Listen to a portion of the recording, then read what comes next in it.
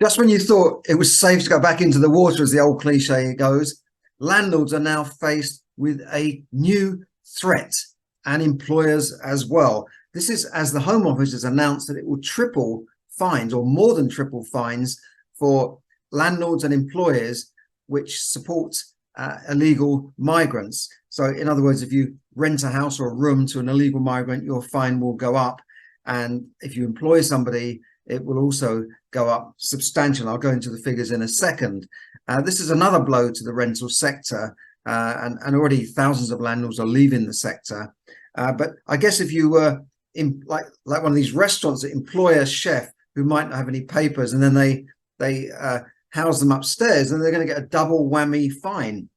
So just before I go on, I've got a live workshop tomorrow on money management. It's called my Smart Money Management Workshop. I'll put a link up to that in the description. If you want to join me on that, I'm offering a special offer for my podcast listeners and viewers for that live workshop tomorrow.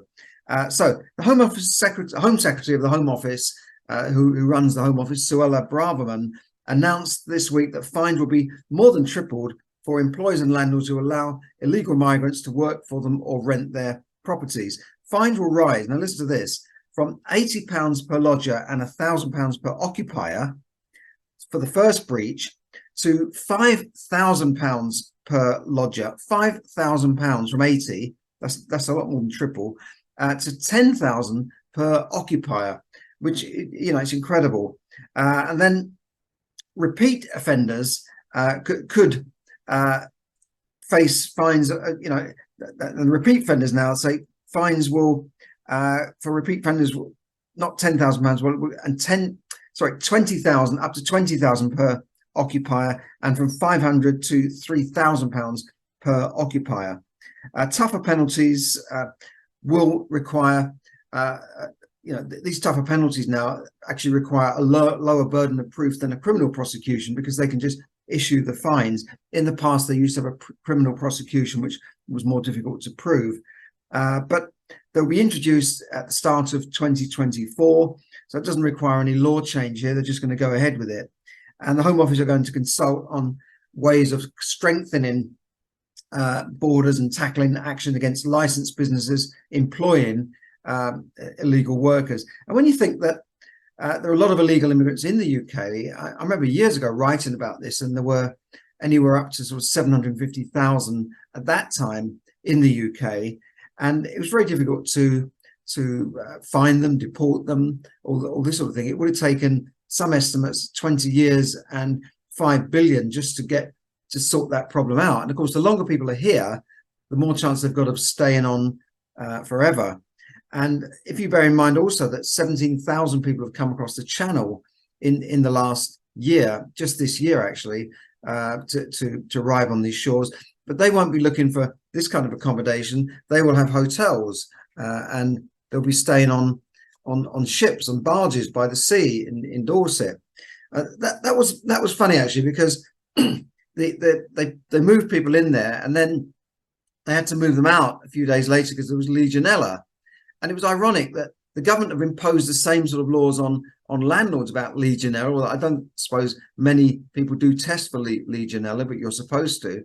And they've fallen foul of this actual rule themselves. I don't know if they'll be issuing a fine for themselves. I just thought that was quite funny.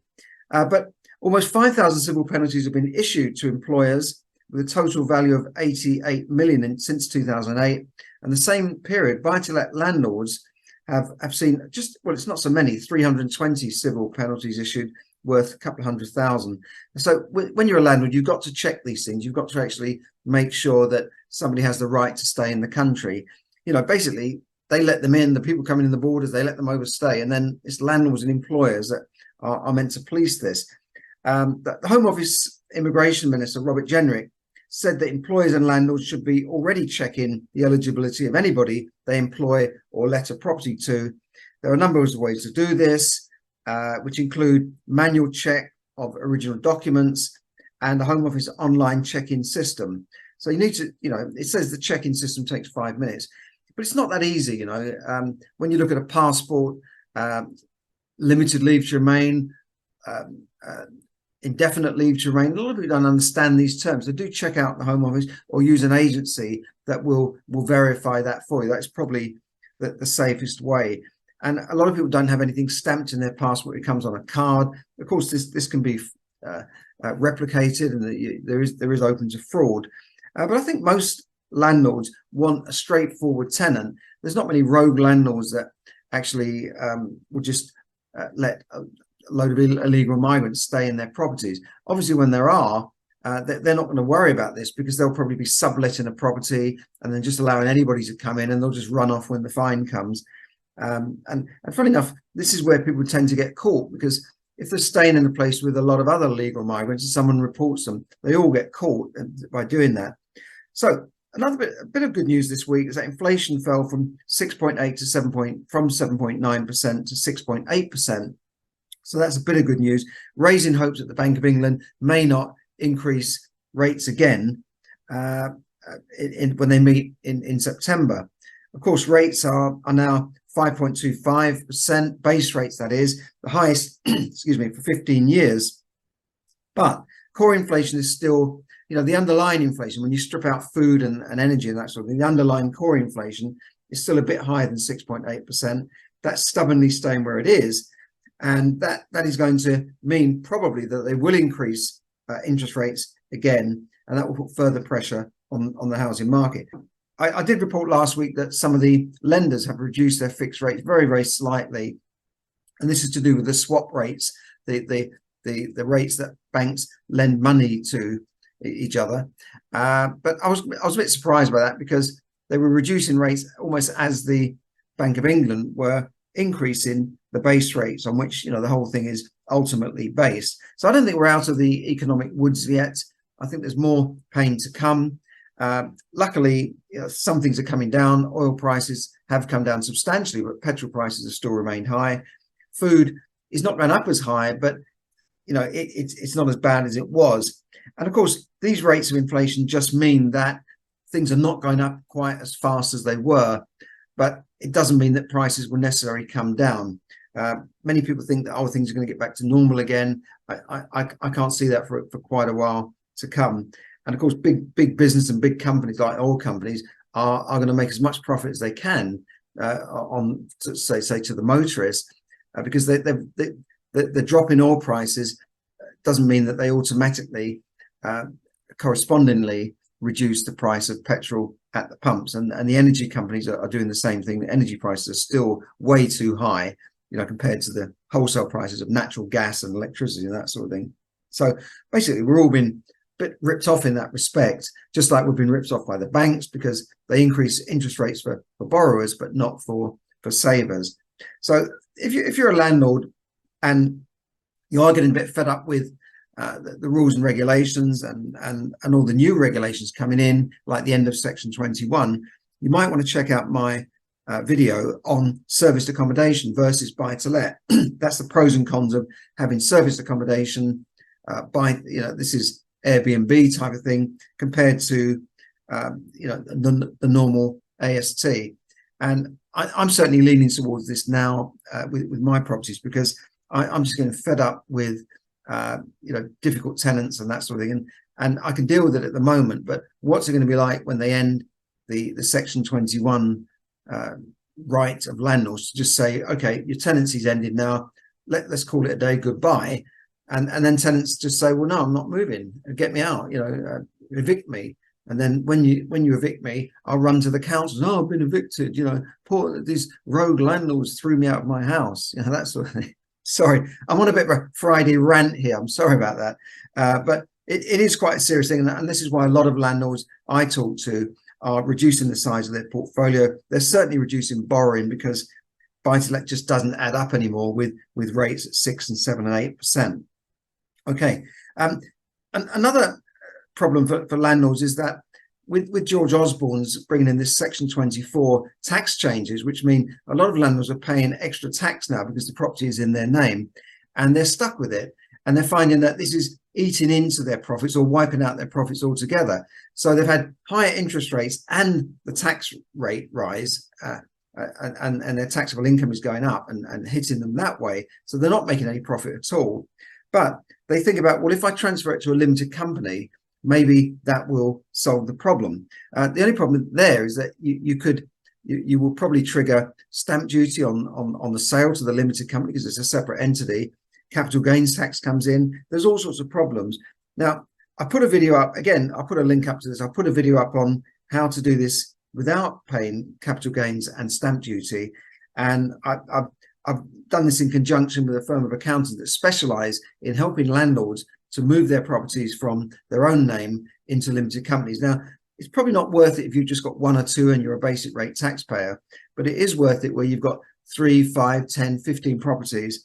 Then I think it is definitely worth looking at least looking at how this can help you for the future. There are many other advantages of having the property in limited companies as well. There are some cons as well. You've got a bit more accounting to do and that sort of thing, but there are advantages for that.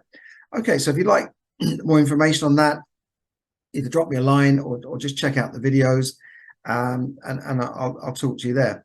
Now, tomorrow, just one other thing, I've got a special smart money management workshop. It's an all-day workshop from 10 till 4.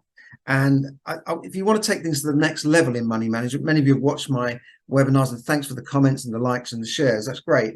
But if you want to take things to the next level and maybe learn a bit more, I'd like to come along to my workshop. It's on Zoom, so wherever you are in the world, you can watch this.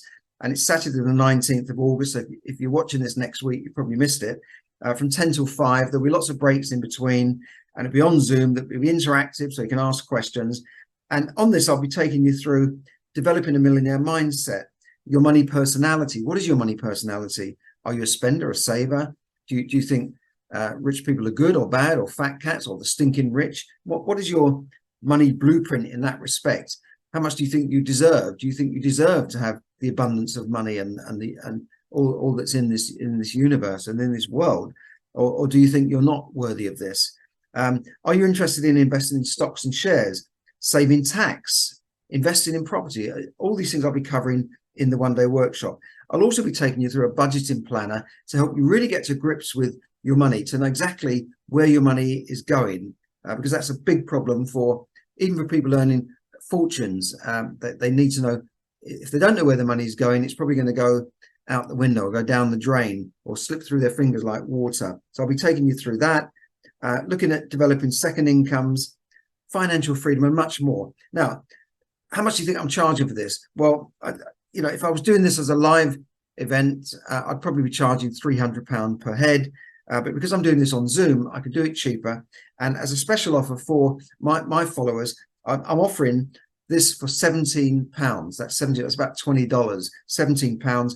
And I'll include a second place, so you can bring your partner along, even if your partner's on a different location. I'll give you the link for that.